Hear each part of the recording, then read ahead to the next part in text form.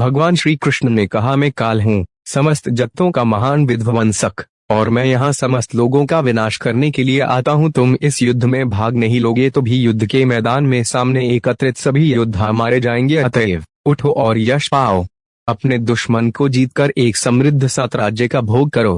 हे सर्वश्रेष्ठ धनुधर, तुम्हारे सभी शत्रु पहले ही मेरे द्वारा मारे जा चुके हैं। तुम केवल एक साधन हो। द्रोण, भीष्म, जयद्रथ, कर्ण और अन्य वीर सैनिक मेरे द्वारा पहले ही मारे जा चुके हैं। डरो नहीं, युद्ध करो। तुम निश्चित रूप से इस युद्ध में अपने शत्रुओं पर विजयी होगे। दुनिया का भाग्य तो अंततः निर्दिष्ट है, लेकिन आत्मज्ञान प्राप्त करके जन्म और मृत्यु के बंधन से इस संसार को पार करने का अवसर सभी जीवों के लिए खुला है। श्री कृष्ण कहते हैं, क्लो अस्मि लोक अक्षयकृत दश, इस संसार का विनाश करने वाला शक्तिशाली काल में ही हूँ। यही इस दुनिया का भाग्य है।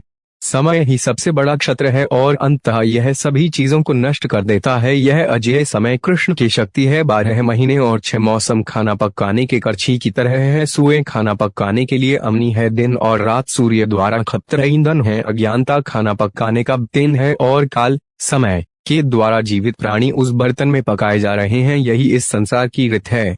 अपने विराट स्वरूप को दिखाते हैं और कहते हैं, मैं ही मृत्यु हूँ, इस संसार का विनाश करने वाला। सचमुच तब से लेकर अब तक यह संसार एक धागे से लटकती हुई दिख रही है और हमारा निकटस्थ विनाश अपने हाथों से ही प्रतीत किसी भी क्षण आ सकता है। ऐसा प्रतीत होता है कि यही दुनिया का अंतिम भाग्य है। निश्चय यही सत्यानाशा। संजय ने कहा, केशव, श्री कृष्ण की बातें सुनकर कांपते हुए अर्जुन ने प्रार्थना में हाथ जोड़कर लड़खड़ाते स्वर में श्री कृष्ण से इस प्रकार कहा। उन्होंने कहा, हे हप्पिकेश, यह उचित ही है कि संपूर्ण संसार आपका सानंद गुणगान करे और आपके प्रति आकर्षित हो, किंतु दुष्ट भयभीत होकर सभी दिशाओं में पलायन करते हैं और सिद्ध पुरुष आपको नमन करते हैं। हे महात्मा, आप इस ब्रह्मांड के रचिता ब्रह्मा से भी अधिक श्रेष्ठ हैं, तो फिर सभी आपको सादर नमस्कार क्यों न करें।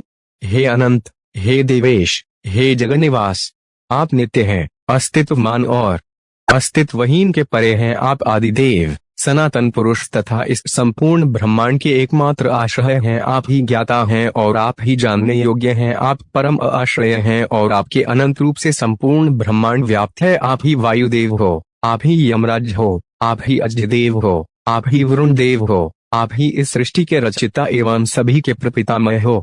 मैं आपको सैकड़ों बार पुनः प्रणाम करता हूँ। आपको आगे पीछे तथा सभी दिशाओं से मेरा सादर प्रणाम है। हे असीमति के स्वामी, आप सर्वव्यापी हैं, अतः आप ही सब कुछ है। मैं आपकी महिमा से अनभिज्ञ था और आपसे सुपरिचित होने के कारण मैंने आपको अज्ञानवश सखा कहकर संबोधित किया।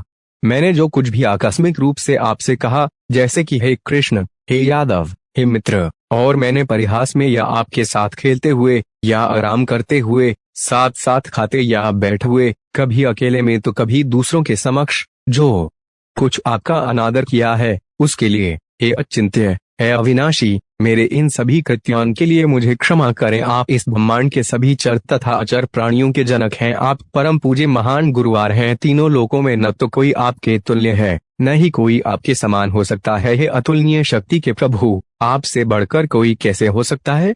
इसलिए हे प्रभु, मैं आपको साष्टांग प्रणाम करता हूँ और आपसे विनती करता हूँ, मुझ पर दया करें।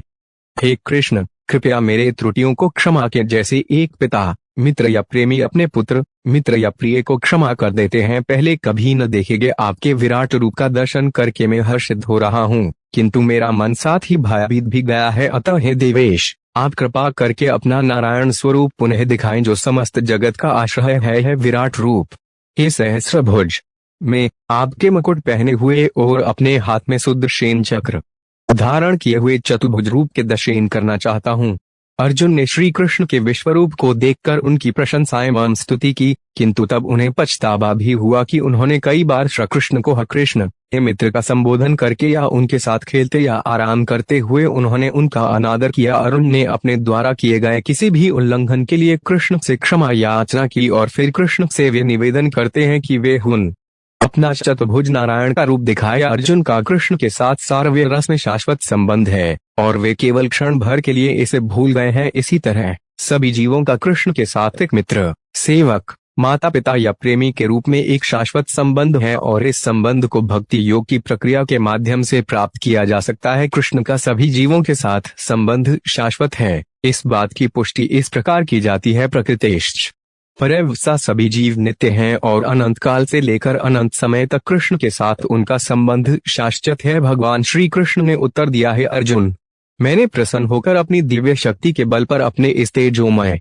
अपरिमित मौलिक विश्वरूप के दर्शन करवाए हैं। यह रूप पहले कभी किसी ने नहीं देखा है। कुरुश्रेष्ठ, इस नश्वर संसार में कोई भी इस रूप को देख नहीं सकता जो मैंने तुम्हारे सामने प्रकट किया है। न तो वेदों के अध्ययन से, न ही वैदिक यज्ञ के द्वारा, न दान से, न अनुष्ठान से, न ही कठोर तपस्या के द्वारा मेरे इस भयानक रूप को देखकर भयभीत न हो, हतप्रभ न हो, शांतचित्त होकर अपने इच्छित रूप के दर्शन करो। संजय ने कहा। इस प्रकार बोलते हुए वासुदेव श्री कृष्ण ने अपना चतुर्भुज रूप दिखाया और फिर अपने सुंदर 2 भुजाओं वाले रूप में प्रकट होकर भयभीत अर्जुन को शांत किया। अर्जुन ने कहा, हे जनार्दन, आपके सुंदर मानवीय रूप को देखते हुए मेरा मन शांत हो गया है और मैंने अपना आत्मसंयम पुनः प्राप्त कर लिया है। भगवान श्री कृष्ण ने कहा, तुम मेरे जिस रूप को इस समय देख रहे हो उसके दर्शन पाना बहुत दुर्लभ है। यहाँ तक कि देवता भी इस रूप के केवल झलक पाने के लिए सदा उत्सुक रहते हैं। तुम जिस रूप को देख रहे हो उसे न तो वेदाध्ययन से, न कठिन तपस्या से, न दान से, न ही यज्ञों व अनुष्ठानों के माध्यम से देखना संभव है। हे अर्जुन, हे क्षत्रुवजी, केवल अनन्य भक्ति द्वारा ही पूर्ण रूप में मुझे जाना जा सकता है। भक्ति योग से ही मेरा साक्षात दर्शन किया जा सकता है, मुझे प्राप्त किया जा सकता है। हे पांडवपुत्र, मेरे भक्त जो मेरी सेवा करते हैं, मुझे सर्वोच्च मानते हैं, सभी भौतिक आसक्तियों का त्याग करते हैं और जो सभी प्राणियों के लिए द्वेष से मुक्त हैं, मुझे प्राप्त कर सकते हैं। चूंकि अर्जुन का श्री कृष्ण के साथ नित्य संबंध है किंतु वैकुंठ के नारायण के साथ नहीं। श्री कृष्ण समझ सकते थे कि वे अर्जुन उनका नारायण रूप देखकर भी शांत नहीं हुए, इसलिए श्री कृष्ण ने अपना मूल 2 भुजाओं वाला याम सुंदर रूप ग्रहण किया। जिनका कृष्ण से सीधा संबंध है वे अत्यंत भाग्यशाली हैं और वे कृष्ण के मूल रूप के अलावा किसी अन्य अवतार को देखकर कभी संतुष्ट नहीं होते हैं। इसी तरह की स्थिति बृहद भागवतामृत नामक पुस्तक में वर्णित है, जिसमें गोप कुमार ने स्वयं को बैकुंठ में